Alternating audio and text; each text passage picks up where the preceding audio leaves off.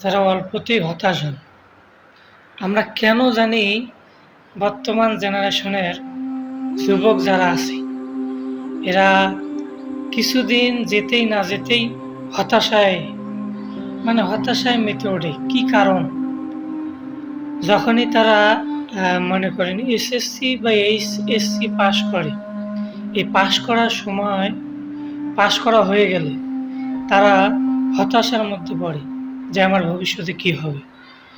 এই ভবিষ্যতের চিন্তা করতে গিয়ে অনেকেই টেনশনে ভোগে, আর এই টেনশন আপনার হতাশার একমাত্র কারণ। আপনি সব সময় আল্লাহ রাব্বুল আলামিনের উপর ভরসা করুন এবং নিজেকে একটা সুন্দর জীবন গুছিয়ে নেওয়ার চেষ্টা করুন।